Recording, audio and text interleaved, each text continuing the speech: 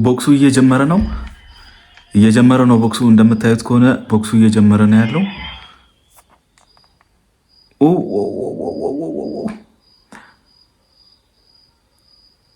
ያዘው በቃ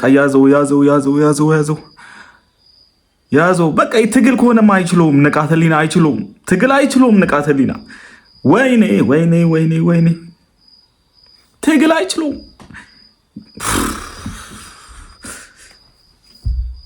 ወይኔ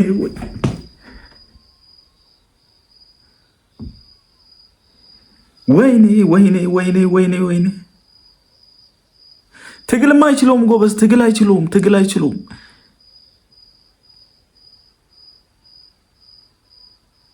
በነገራችን ላይ ጆኒ ከዚህ ጋር 5ኛ ውድድር እያደረገ ነው። ንቃተ ህሊና የመጀመሪያው ነው የቦክስ ውድድር ሲያደርግ፣ እንደዚህ አይነት ትልቅ ውድድር ሲያደርግ ንቃተ ህሊና የመጀመሪያው ነው።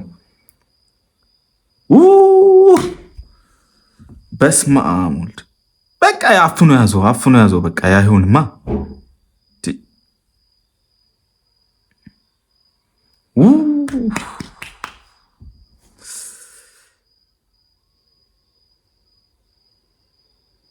ኧረ እባክህ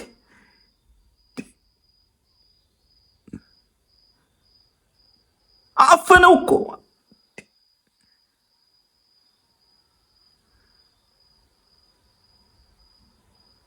በስመ አብ ወልድ።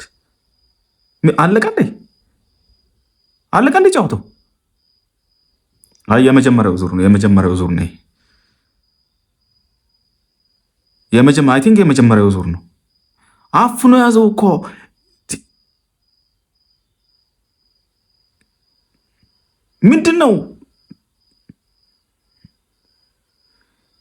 ምንድን ነው የተፈጠረው?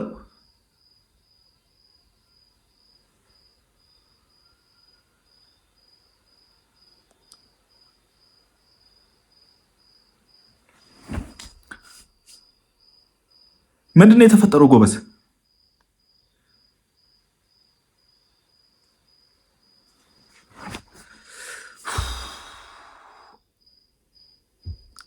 ልብ አንጠልጣይ። እኔ ምንም አይነት የስፖርት ውድድር እንደዚህ ተመስጬ እንደዚህ አይቻልም። እግዚአብሔር ንቃተ ህሊና ግን ማሸነፍ አለበት። ይህንን ውድድር ንቃተ ህሊና ማሸነፍ አለበት።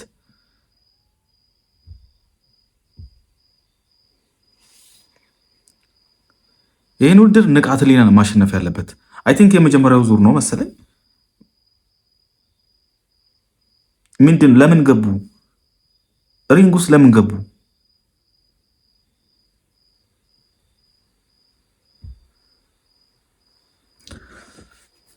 አፈነው። አይችልም፣ ትግል አይችልም እኮ ንቃተ ህሊና። በእናታችሁ ያኛው እግር ስራ እንደ ገብቶ የሚይዘው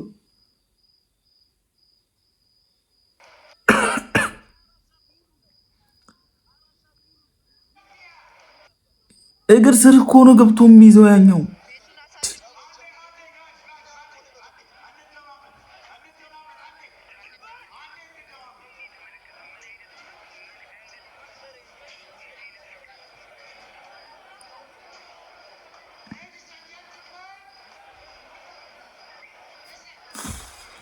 ወይኔ ንቃተ ህሊና። ምንድን ነው ረብሻው? ምንድን ነው ቡጥቡጡ?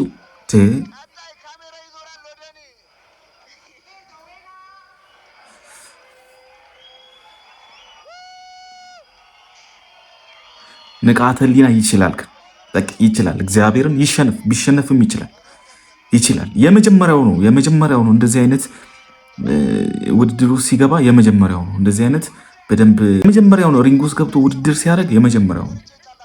ከዜሮ ተነስቶ ነው እዚህ ደረሰው። እግዚአብሔርን ቢሸነፍም ልናደንቀው ነው እንጂ የሚገባው በፍጹም አልተሸነፍም። ንቃተ ህሊና ይችላል። ንቃተ ህሊና እግዚአብሔርን ግልጽ ነው እኮ ምንም እኮ ጥያቄ የለውም። እግሩ ስር ከገባ ጆኒ በቃ ንቃተ ህሊና ነፍን እንደሚያደርገው የታወቀ ነገር እኮ ነው። ሲንከባለል አንድ የሚውለው ንቃተ ህሊና ግን ይችላል። በቃ እግዚአብሔርን ይችላል። ንቃተ ህሊና ይችላል ነው። በጣም ይችላል ንቃተ ህሊና።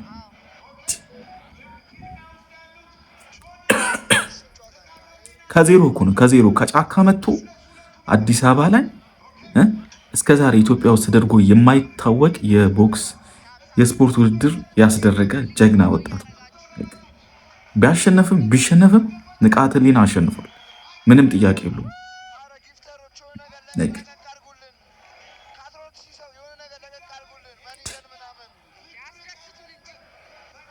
ንቃተ ህሊና ይችላል። በቃ ምንም ጥያቄ የለውም። ማንም እግር መብላት ትችላለህ። ንቃተ ህሊና ይችላል። ከየት እንደተነሳ ነው ማወቅ ያለብን። ከየት ነው የመጣው? ከጫካ ነው የመጣው።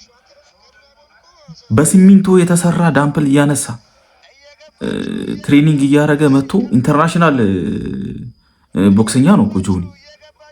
ከሀገር ውጭ ከአራት በላይ ውድድሮች አድርጎ ያሸነፈ ሰው ነው። ከሱ ጋር እንደዚህ መወዳደሩ ራሱ ትልቅ ነገር ነው። ለጆሲ ደግሞ ውርደት ነው፣ ለጆኒ ውርደት ነው። ንቃተ ህሊና ይችላል። ምንም እንትና ሪንግ ውስጥ ባይገባ ራሱ ይችላል። በቃ ይችላል። ተቃቀፉ፣ ደስ ይላል። በቃ የስፖርት ንቃተ ህሊና ተሸንፏል፣ ግን ይችላል። በቃ ይችላል። እግዚአብሔርም በጣም ነው የሚደንቀው። በቃ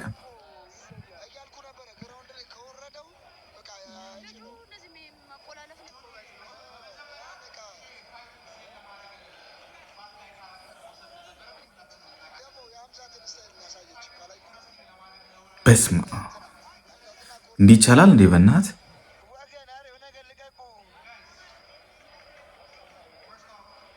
ጀግና ንቃተ ህሊና ጀግና። በቃ ምን አባ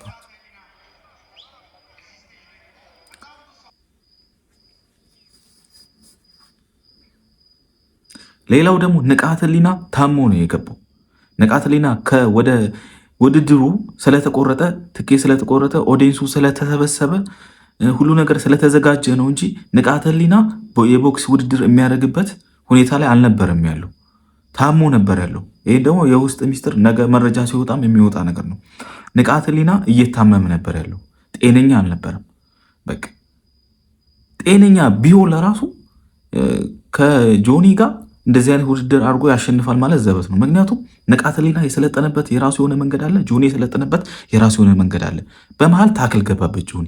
በቃ ምንም ማድረግ አይቻልም። ጆኒ 10 ዓመት በላይ የሰለጠነበትን ሞያውን ነው የተጠቀመበት። በቃ ምንም ማድረግ አይቻልም። እና በዚህ ሁኔታ ንቃተ ህሊና ተሸንፏል ብለህ ምንም ልትል አትችልም። በቃ ንቃተ ህሊና አሸንፏል።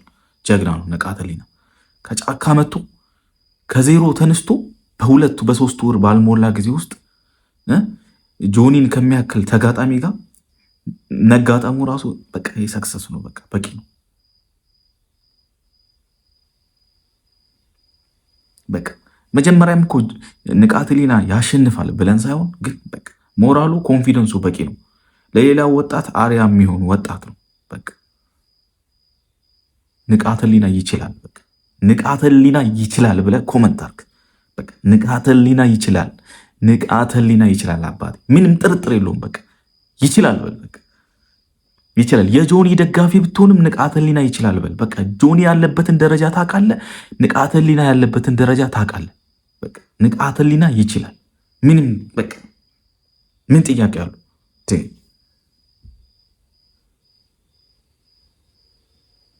ንቃተ ህሊና የትላንት ተጋጣሚ እኮ ነው። ምን ነው ከ10 ዓመት በላይ ልምድ ካለው ኢንተርናሽናል ልንለው የምንችለው ተጋጣሚ ጋር መጋጠሙ፣ አንድ ሜዳ ላይ መግባቱ ራሱ መፎካከሩ ራሱ ትልቅ ስኬት ነው። በቃ ምንም ምክንያት የለም።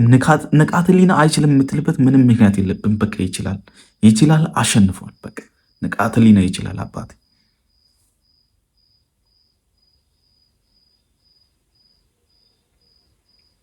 ንቃተ ህሊና ደግሞ በሙሉ ጤነኛ ላይ ቢሆን ዶሮ ከዚህ በላይ ይጋጠም ነበር።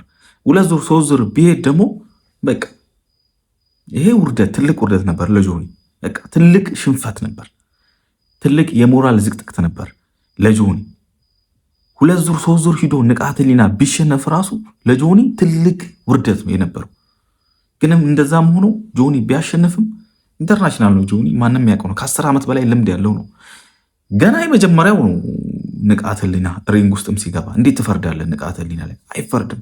ይችላል ንቃተ ህሊና።